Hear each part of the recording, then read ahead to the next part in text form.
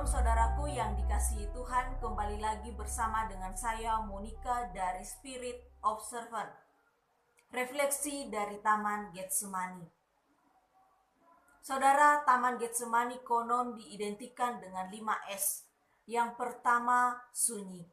Mengapa sunyi? Karena letak Taman Getsemani jauh dari keramaian, sehingga sering digunakan juga oleh orang-orang untuk menjadi tempat berdoa. Yang kedua, sejuk. Mengapa sejuk? Letak Taman Getsemani itu di kaki Bukit Zaitun dari arah timur kota Yerusalem melewati lembah Kidron.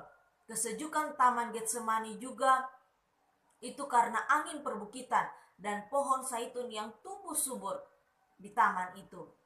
Yang ketiga, semerbak. Mengapa? Karena getah dari pohon zaitun yang dikeluarkan itu menghasilkan aroma wangi yang khas. Yang keempat, suci. Mengapa? Karena sering taman ini digunakan orang-orang untuk tempat berdoa. Dan yang terakhir, yang kelima, stres. Mengapa? Karena nama Getsemani berasal dari kata Ibrani Gad yang artinya alat memeras dan juga smanim yang artinya zaitun. Getsemani itu sendiri sering dijadikan lambang pencobaan yang sangat menekan. Saudara yang dikasihi Tuhan, kita belajar dari refleksi Taman Getsemani.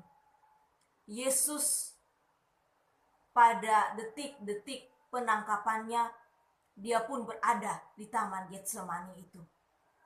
Dan dalam keadaan kita tahu bersama, pada kitab Injil Matius pasalnya yang ke-26 ayatnya yang ke-37 dikatakan, dan ia membawa Petrus dan kedua anak Zebedeus sertanya, maka mulailah ia merasa sedih dan gentar. Saudara, Yesus di Taman Getsemani merasakan kesedihan, merasakan kegentaran yang sangat dalam.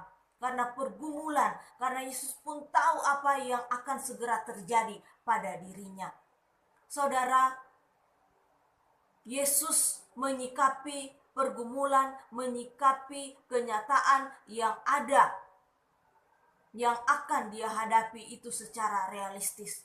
Yesus tidak memungkiri apa yang dia rasakan. Yesus tidak menutupi kesedihan, kegentaran yang dia rasakan. Bahkan pada bagian yang lain dari Alkitab dikatakan bahwa Yesus merasakan seperti mau mati rasanya. Bapak Ibu Saudara yang dikasihi Tuhan, Yesus bersikap realistis dalam menghadapi pergumulannya. Ironisnya Bapak Ibu, terkadang kita sebagai manusia sering membuat diri kita supaya terlihat seperti orang yang perkasa. Kita tidak mau terlihat lemah, padahal tidak seperti itu Bapak Ibu. Kelemahan kita sebagai manusia biasa itu hal yang normal.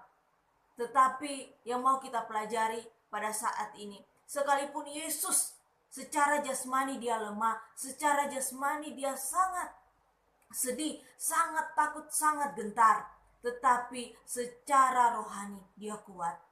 Mengapa? Karena dia tahu apa yang menjadi kehendak Bapa di sorga. Saudara, kita bisa saja bersikap realistis, bersikap apa adanya kita sebagai manusia biasa dalam kita menyikapi pergumulan yang ada, tetapi secara rohani kita tidak boleh lemah. Saudara yang dikasihi Tuhan, apa yang menjadi pergumulan Bapak Ibu Saudara yang dikasihi Tuhan saat ini? Apakah itu membuat kita secara rohani semakin lemah? Ataukah justru ketika dalam pergumulan itu rohani kita, kehidupan rohani kita, kehidupan beriman kita semakin kuat, kita semakin berpengharapan. Bersikap realistis dalam menghadapi pergumulan bukan membuat kita harus pesimis, tetapi justru membuat kita harus semakin menaruh keyakinan kita hanya kepada Allah. Pengharapan kita hanya kepada Allah. Saudara yang dikasihi Tuhan, apapun pergumulan Bapak Ibu Saudara saat ini, marilah kita hadapi. Kalaupun saat ini kita harus masih merasakan sakit, masih merasakan beban pergumulan yang berat, tetapi jangan membuat kehidupan rohani kita itu lemah. Kuat di dalam Tuhan, dan yakin bahwa apapun pergumulan kita dapat tanggung di dalam Yesus yang memberi kekuatan bagi kita. Amin. Kebenaran firman